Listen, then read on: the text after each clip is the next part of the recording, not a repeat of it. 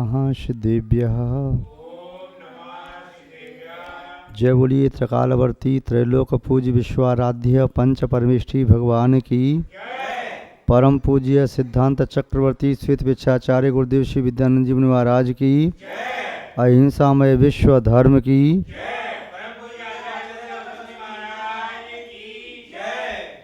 धर्म स्नेही सत श्रद्धालु यहाँ पर उपस्थित आप सभी पुण्यात्मा महानुभाव, संसार में जितने भी पदार्थ हैं उनके सबके अलग अलग स्वभाव हैं। जिसका जैसा स्वभाव है उस स्वभाव को अन्यथा कर पाना बड़ा मुश्किल और असंभव सा प्रतीत होता है। बुंदेलखंड में एक कहावत है, जी को जौन स्वभाव जाय ना जीतें, नीम न मीठी होए खाए गुड़ गीतें। जिसका जैसा स्वभाव है वह स्वभाव से जाता नहीं है। नीम का स्वभाव कड़वा होता है। यदि नीम के पत्तों को पीस करके गुड़ और घी के साथ भी खाएं तब इसकी कड़वाहट रहती है। मिर्च का स्वभाव चरपरा होता है। मिर्च को खाएं नहीं। यदि कोई महिला मिर्ची कूटती है, मिर्ची की चटनी पीसती है और उसे हाथ से समेट करके कटोरी में रखे तो उसके हाथ झंझना जाते हैं। मिर्ची का स्वभाव ऐसा है। यदि फ्रीजर में से आइसक्रीम निकाले, हाथ से निकाल के रखे तो हाथ ठंडा हो जाता है। यदि कभी लोग कोयले को सिकड़ी से निकाल के बाहर डालना हो और चिमटे से भी पकड़ें तो ऐसा तो जल रहा है, हाथ से पकड़ें तो हाथ भी जल जाता है। तो जिसका जैसा जैसा स्वभाव है उसका स्वभाव ऐसा होता है। उसके स्वभाव को अन्यथा करने के लिए बड़ा मुश्किल होता है। वैभाविक स्वभाव को तो परिवर्तित किया जा सकता है किंतु स्वाभाविक स्वभाव को परिवर्तित नहीं किया जा सकता। महानुभाव आचार्य शिवचंद्र स्वामी एक बहुत बड़े आचार्य हुए, राजकुमार थे। ये दो भाई थे, भर्तृहरि और शिवचंद्र। भर्तृहरि ने वैदिक परंपरा के अनुसार प्रवज्ञा को स्वीकार किया। शिवचंद्र ने जन शासन के अनुसार यथाजात दिगंबर दीक्षा को। दोनों ने अपनी साधना की। भर्तृहरि ने अपनी साधना से रसायन को स्वर्ण बनाने की विधि सीखी। शिवचंद्र ने आत्मा को परमात्मा बनाने की। एक बार भर्तृहरि के शिष्य शिवचंद्र महाराज के पास पहुँचे। उन्हें देखा यथाजात दिगंबर अवस्था में। उन्होंने अपने गुरु भर्तृहरि से कहा कि आपके भाई तो बिल्कुल गरीब जैसे हैं, शरीर पर कोई कपड़ा तक नहीं है, जंगल में बैठे, कोई आश्रम नहीं, कोई साधन नहीं, कुछ नहीं। भर्तृहरि ने सोचा मेरा भाई इस अवस्था में है, तो उन्होंने अपने शिष्यों के माध्यम से रसायन भिजवाया। कहा मेरे भाई को दे देना, उनसे कहें कि ये रसायन स्वर्ण बन जाता है।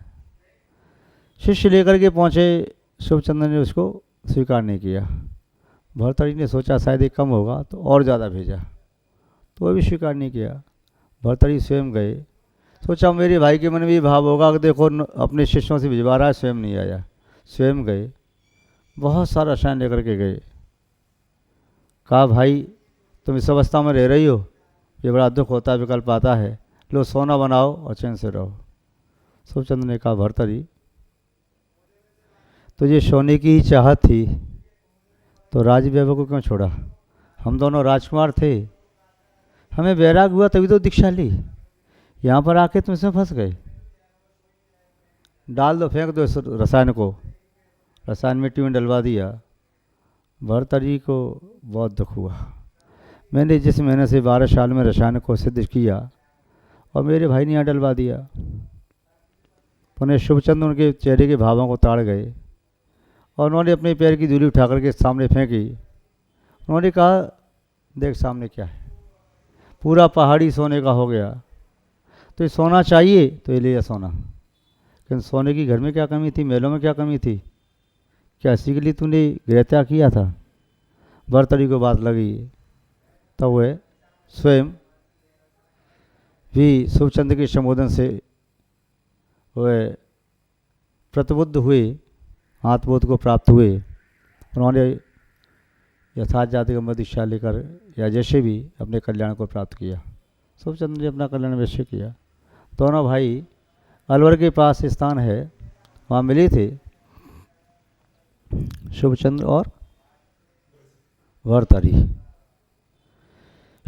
वहाँ पर एक पास में गांव पड़ता है, इसका नाम आज भी है भर्तरी का मठ, और एक दूसरा गांव पड़ता है उसका नाम है थाना गाजी।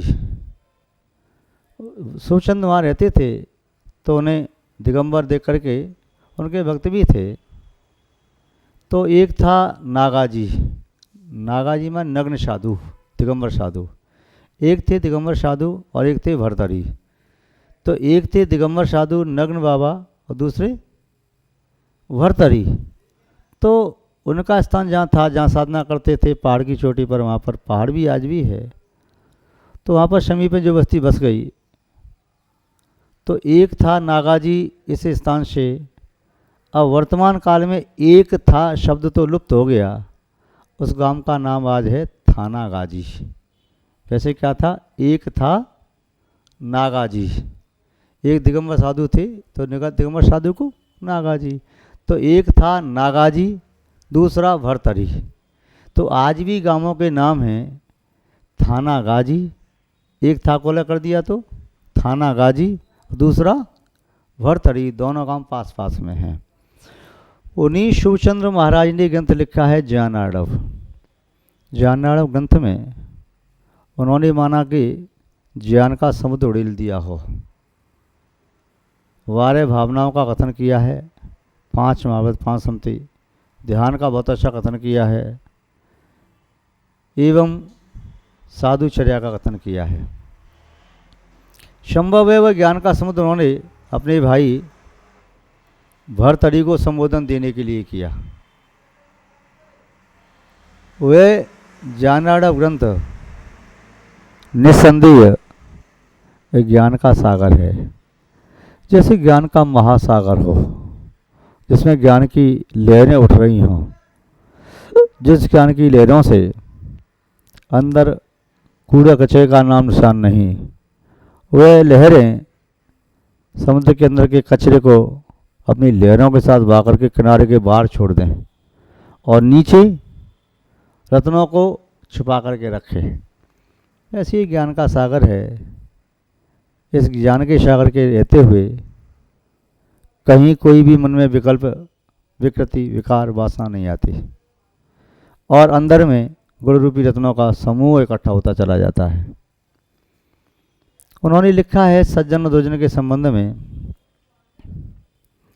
विद्या विवादाय धनम मदाय शक्ति परेशान पर पीडनाय खलस्य साधुर्विपरीतमेतद ज्ञानाय दानाय च रक्षणाय। मानभाव आचार्य महोदय लिखते हैं, विद्या विवादाय धनम मदाय, विद्या विवाद के लिए, धन अहंकार के लिए, शक्ति दूसरों को पीड़ा देने के लिए। यदि किसी दुष्ट के पास विद्या प्राप्त होती है तो विद्या को प्राप्त करके वह विवाद करता है, संवाद नहीं करता, अपना अहंकार पुष्ट करता है, दूसरों को अपमान करता है, दूसरों का तिरस्कार करता है और अपनी तर्कणा शक्ति के माध्यम से, युक्ति के माध्यम से, विद्या के माध्यम से वे अच्छी भली सभा में भी विवाद पैदा कर देगा। कहीं सत्संग चल रहा हो, शास्त्र स्वाध्याय वाचना चल रही हो, कभी तत्व चर्चा चल रही हो, वे आकर के उसकी बात को काटेगा, ऐसा नहीं ऐसा भी है, ऐसा नहीं ऐसा भी है, ऐसा नहीं ऐसा है। वह एक नई बात छोड़ करके जाएगा, विवाद करने लगेगा। तो दुष्ट का ये स्वभाव होता है जो अपनी तीनों शक्तियों का दुरुपयोग करता है। विद्या का प्रयोग कभी आत्महित के लिए नहीं करता, विद्या का प्रयोग कभी परहित के लिए नहीं करता, विद्या का प्रयोग करता है तो अपने अहंकार के पोषण के लिए, दूसरों का तिरस्कार और अपमान करने के लिए और विवाद पैदा करने के लिए। धन का प्रयोग यदि दुष्ट व्यक्ति करता है अहंकार का पोषण करने के लिए, दूसरों को सताने के लिए, और इसके साथ साथ दूसरों से पैसा वसूल करने के लिए वह सोचता है मेरे पास आज धन है, मनी बिगेट्स मनी, धन से धन आता है, तो दूसरों पर कर भार लगा दिया, दूसरों को, गरीबों को सता सता के पैसा इकट्ठा किया। तो भी गरीब समझते हैं कि हम इनका क्या बिगाड़ सकते, इसलिए वे बेचारे सहन करके रह जाते हैं। तो जिसके पास पैसा होता है, दुष्ट के पास, दुष्ट का पैसा दूसरों का दुख देने वाला होता है, दूसरों को कष्ट देने वाला होता है। दुष्ट का पैसा जो होता है वह दूसरों के पैसे को छीनने वाला होता है, ईमानदार गरीबों को परेशान करने वाला होता है। यदि किसी दुष्ट के पास शक्ति है, चाहे धन बल है, चाहे मन बल है, चाहे तन बल है, चाहे सैन्य बल है, चाहे शक्ति बल है, चाहे स्वजन परिजन का बल है, उसके माध्यम से दूसरों को परेशान करेगा। दुष्ट राजा है तो दूसरे राजा पर बार बार आक्रमण करेगा, दूसरे राजा की प्रजा को परेशान करेगा। यदि कोई सामान्य व्यक्ति है, रईस है, तो दूसरे व्यक्तियों को परेशान करेगा। यदि कोई विद्वान है, शक्तिशाली है, तो वह अपनी शक्ति का दुरुपयोग करेगा। यदि कोई पहलवान है तो वह शक्ति का अन्य प्रकार से प्रयोग करेगा, वह सदुपयोग नहीं कर सकता, क्योंकि दुर्जन की रग रग में दुर्जनता होती है।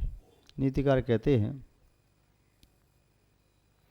बिच्छू के डंक में विष होता है, सर्प के दंत में विष होता है, मधुमक्खी आदि के जो मुख में डंक होता है उसमें विष होता है, किंतु दुष्ट के तो सर्वांग में विष होता है। ऐसा कोई अंश नहीं जहाँ पर विष न हो, सब जगह विष ही विष, विष ही विष दिखाई देता है। वह कुछ कहेगा, कुछ देखेगा, कुछ सुनेगा, कुछ सोचेगा, कुछ न कुछ करता रहेगा, उस तो रग रग में दुष्टता भरी होती है। जैसे गंडी में रग रग में मिठास होती है, नमक में रग रग में खारापन होता है, पुष्प में रग रग में सुगंधी होती है, जल की रग रग में शीतलता होती है, ऐसे ही दुष्ट की रग रग में दुष्टता होती है। महान भाव। तो दुर्जन का ये स्वभाव होता है कि वह अपनी किसी भी शक्ति को, चाहे विद्या, चाहे धन, चाहे शक्ति, चाहे रूप, चाहे बल, चाहे सत्ता, चाहे प्रभुता, जो कुछ भी उसे प्राप्त होता है वह उस सब के माध्यम से दूसरों को कष्ट देने वाला ही होता है। दुर्जन के पास जितनी भी विशेषता बढ़ती चली जाएंगी, शक्ति बढ़ती जाएंगी, वह उतना ज़्यादा ही उसे पाप कमाएगा, उतना ज़्यादा ही दूसरों को परेशान करेगा। दुष्ट की शक्ति का संवर्धन, दुष्ट की विद्या का संवर्धन, बल का संवर्धन, सत्ता का संवर्धन, प्रभुता का संवर्धन, वह अभिशाप स्वरूप होते हैं, उससे किसी को लाभ नहीं मिलता, यहाँ तक कि दुष्ट को भी लाभ नहीं मिलता। किंतु सज्जन के पास ये सब चीज़ें हों तो सज्जन व्यक्ति को ये चीज़ इतनी प्राप्त होती हैं, उतना वह हित करता है, परोपकार करता है, पुण्य का संचय करता है, दूसरों का सहयोग करता है। इस संबंध में आचार्य महोदय स्वयं कह रहे हैं, खलस्य साधुर विपरीत वेतत। खल माने दुष्ट और साधु माने सज्जन। दुष्ट की प्रवृत्ति इन चीज़ों को पाकर के अलग होती है, साधु पुरुष की, सज्जन की प्रवृत्ति इनको पाकर के अलग होती है। दुष्ट के थे तो वह तो विद्या विवाद के लिए, धन अहंकार के लिए, शक्ति दूसरों को परेशान करने के लिए, किंतु सज्जन के पास ये तीनों चीज़ें हैं तो विद्या विवादाय, धर्म मदाय, शक्ति परेशान परिपीडनाय, खलस्य साधुर विपरीत वेतत, ज्ञानाय दानाय च रक्षणाय। यदि सज्जन के पास विद्या है तो विद्या ज्ञान के लिए है, आत्मज्ञान का संवर्धन करने के लिए है। सज्जन पुरुष वे कहलाते हैं जो अपने पास किसी कला को, विद्या को, ज्ञान को दूसरों को देना चाहते हैं, अपना हित करना चाहते हैं। जितना ज़्यादा से ज़्यादा हित कर सकेंगे उस ज्ञान का संवर्धन करेंगे, दूसरों को ज्ञान बांटते चले जाएंगे और निस्वार्थ भावना से वे लेने वाला चाहे उसके प्रति अच्छा व्यवहार भी ना करे तब भी देंगे। वो कोई बात नहीं, आज ये अज्ञानी नहीं समझता, कल समझ जाएगा तब अच्छा व्यवहार करने लगेगा।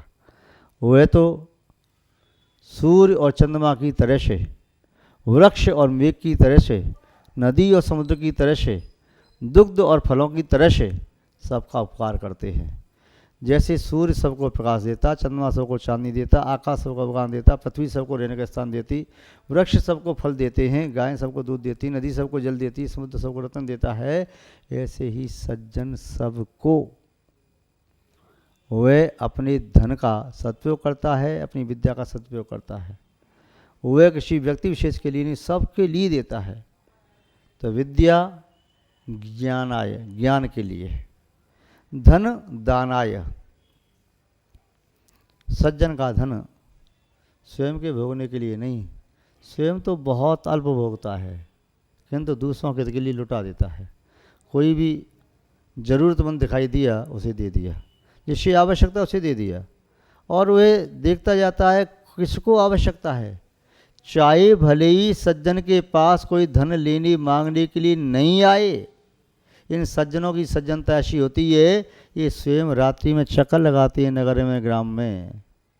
चोर तो चक्कर लगाता, दुष्ट चक्कर लगाता चोरी करने के लिए, ये चक्कर लगाते दूसरों को दान देने के लिए।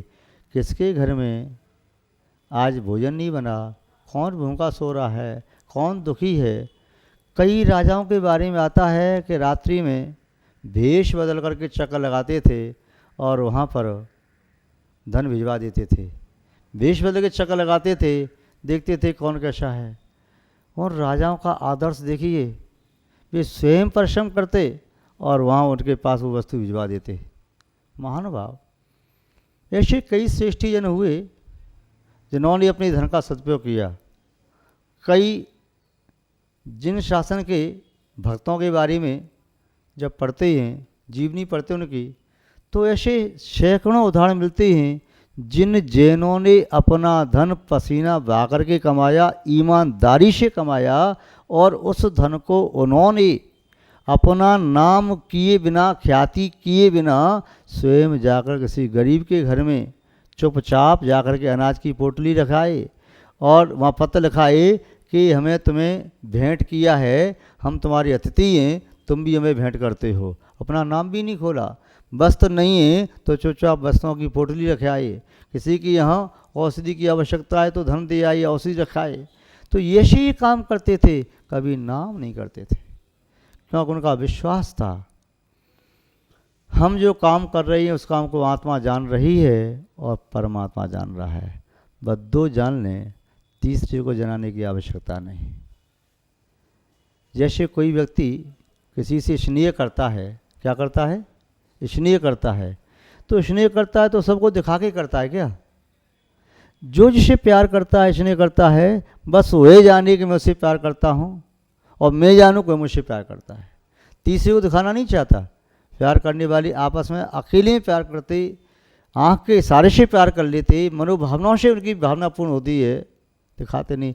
ऐसे ही दान देने वाले व्यक्ति जब दान देते हैं तो वे ये कहते हैं हम दाएं हाथ से दान दे रहे हैं, बाएं हाथ को मालूम न चले कि दाएं हाथ ने क्या किया। तो सज्जन पुरुष अपने धन का इस प्रकार सदुपयोग करते हैं, ज्ञानाय, दानाय च रक्षणाय, और शक्ति का प्रयोग करते हैं। तो शक्ति का प्रयोग दूसरों को सताने के लिए नहीं, दूसरों को परेशान करने के लिए नहीं, रक्षा करने के लिए। चाहे वे अपने शरीर पर बहुत सारा कष्ट सहन कर लें, किंतु वे अपनी शक्ति का प्रयोग दूसरों के दुख को दूर करने के लिए करते हैं। महानुभाव, आपको भी यदि ये चीज़ प्राप्त होती है, विद्या, धन और शक्ति, तो आप भी दूसरों का हित करने की कोशिश करें। यही आत्मकल्याण का शाश्वत मार्ग है। तुम्हारे पास जो कोई भी अच्छी वस्तु है उसका सदुपयोग करो। बुरी वस्तु है तो उसका उपयोग मत करो, उसे डाल दो स्टोर में। मतलब अच्छी वस्तु को कभी स्टोर में मत डालो, उसका सदुपयोग करना ही चाहिए। अच्छी वस्तु का सदुपयोग ना करोगे तो खराब हो जाएगी, बिगड़ जाएगी। बुरी का ना करोगे तो खराब होने तो बिगड़ने तो कोई बात नहीं है। मैं आपसे अपेक्षा रखता हूँ आप भी अपनी विद्या का, धन का और शक्ति का सदुपयोग करेंगे और आत्म-हित के मार्ग में अग्रसर होंगे, ऐसी मैं भावना आपके प्रति भाता हूँ। और इन्हीं भावनाओं के साथ हम अपनी शब्द श्रृंखला को यहाँ पर विराम देते हैं। जय बोलिए श्री शांतनाथ भगवान की, परम पूज्य सिद्धांत चक्रवर्ती श्वेत पिच्छाचार्य गुरुदेव श्री विद्यानंद जीवन महाराज की, अहिंसामय विश्व धर्म की।